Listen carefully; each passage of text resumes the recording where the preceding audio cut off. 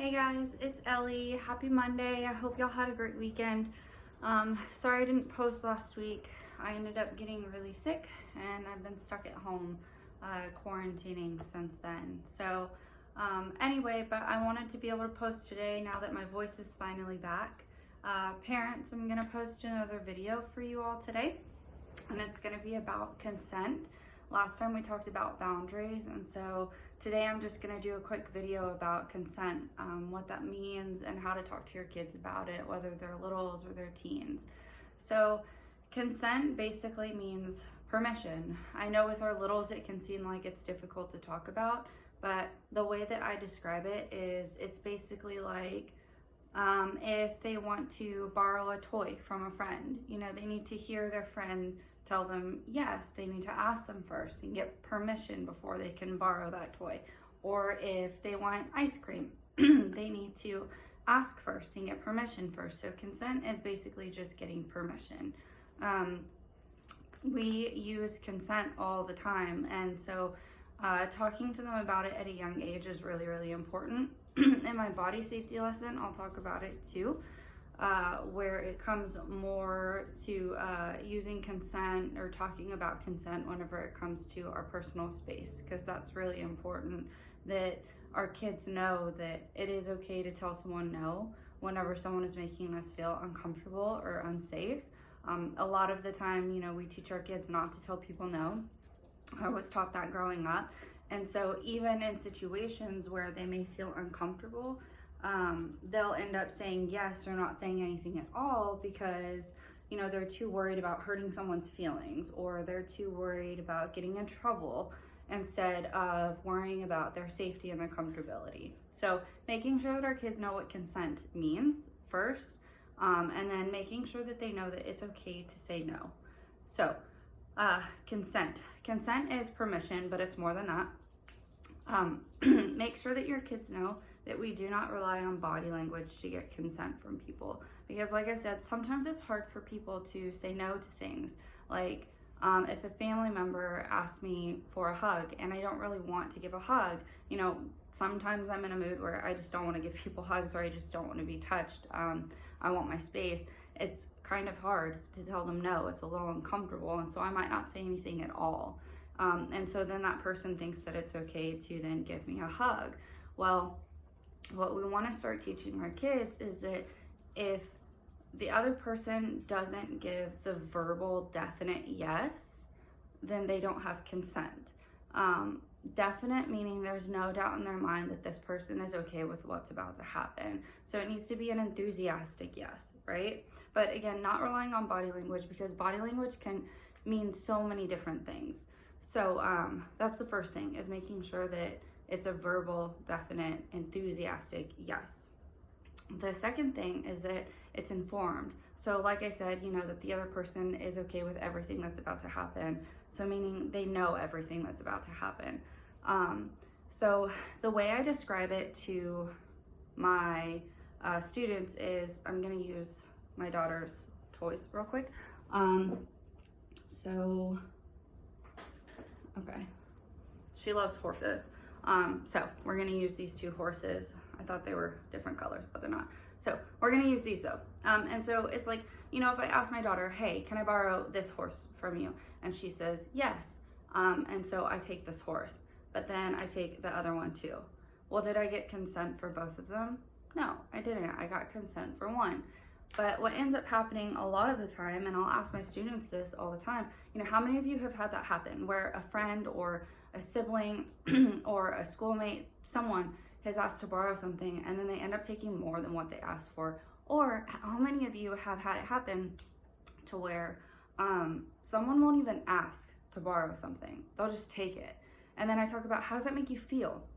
Again, going back to the empathy side of things, having them stop and think about, how would it make someone else feel? Well, first thinking about, how does it make you feel whenever someone does that to you? Whenever they just take things from you without asking, or whenever they take more than what they asked to borrow. How does it make you feel? Does it make you feel angry? Does it make you feel scared? Some of them do say scared or nervous because they don't know, what's going to happen to the thing that person took. Some of them say that they lose trust in that person, or they feel disappointed, they're annoyed. So it makes them feel all these different things, negative things, right? And so we talk about, if that's how it makes you feel, well, then that's probably how it makes other people feel whenever we do that to them. It's the same with getting into someone's personal space. So I'll ask my students, I'll ask one of them if they can be an example for me. And so they'll stand, over here, and I'll say, hey, is it okay if I stand next to you? With about a couple feet in between us. And I wait for them to say, yes, absolutely. And so whenever they say that, I say, okay, I ask the class, do I have consent? And they say yes. So I stand a couple feet apart, right? And so then I say, but how would it make you feel if I stood even closer? Or if I went and I just gave you a hug, right? It would make you feel uncomfortable. It might upset you a little bit because that's not what I asked. I asked if I could stand a couple feet away from you.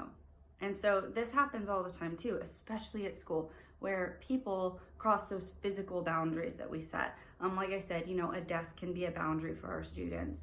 But how many times does it happen where, they get upset because someone is at their desk or someone's messing with their stuff on their desk, or when they're standing in line and someone is too close and they ask them to back away and they don't. And so teaching our kids that getting consent for borrowing things is important, right? Because that can make someone feel upset or scared or nervous or annoyed or whatever it may be. But especially whenever it comes to being in someone's personal space, getting consent, because there are a lot of people who are very uncomfortable with people being too close to them. It may trigger something for them, something that happened to them in their past. And for some, they just don't like people in their space. That's a pretty normal thing. And so making sure that they understand the importance of getting consent first, even with their friends, before going and giving them a hug, asking first, saying, hey, is it okay if I give you a hug? Especially if their friend is feeling sad. Because I know, for instance, my daughter, she doesn't really like to get hugs whenever she's sad or upset. She doesn't like the attention to be on her, so she'd rather be left alone. And so I always say, a lot of the times we think, oh, if someone is sad, let's just go give them a hug. But if I do that with my daughter, if she's feeling sad and I just go and give her a hug, is that gonna make her feel better or worse? It would make her feel worse. So it's important for me, even as her mother, as an adult, to ask her, can I give you a hug? If she shrugs, I don't have consent. If she says nothing at all, I don't have consent. I need to hear her tell me yes. Even if she says, I don't know, I guess, that's not really consent because she sounds unsure about it.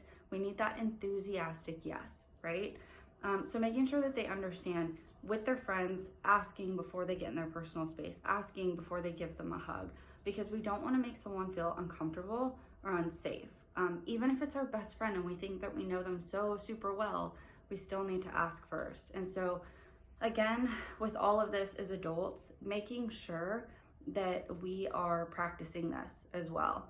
That we're asking our kids, hey, can I give you a hug? Or, hey, is it okay if I come, into your room and talk to you? Things like that. Or asking before we borrow one of their things.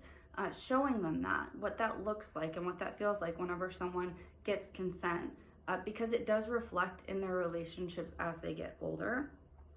They get more comfortable, one, with asking, and then two, with setting boundaries. So it's really important that we practice that with them, asking for consent, getting consent. Whenever they tell us that they don't want a hug, don't give them a hug. Don't force them to go and give other people hugs.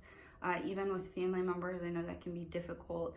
When they're little, a lot of the time we want them to just go and give everyone else a hug, right? Whenever it's time to leave. And we'll say, hey, go give grandma and grandpa a hug or whatever it may be. But if our child is telling us no, there could be multiple reasons. One, it could be they just don't want to give a hug or they're just being defiant. But it could also be that they're just uncomfortable. It could be that they're uncomfortable with that specific family member. It could be that they're just uncomfortable with someone being in their space at that time.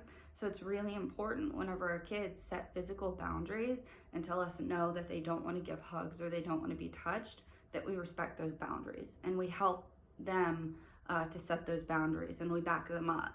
So teaching them that it is okay for them to say no. it is okay for them to set those physical boundaries, that it is important for them to worry about their safety and comfortability before another person's emotions, because like I said, that will reflect in their relationships as they get older. And one question that I always get, so be prepared for this, is how do I ask my friend if I can give them a hug? Like, it just seems weird, because that's not something that we can do, which is totally true. It's not something that we do. We just give hugs now. You know, people don't really ask for consent. And so what I tell them is, yes, it's a little bit weird at first, but it's more important to have that awkwardness and to kind of get in the routine of it and to make it normal.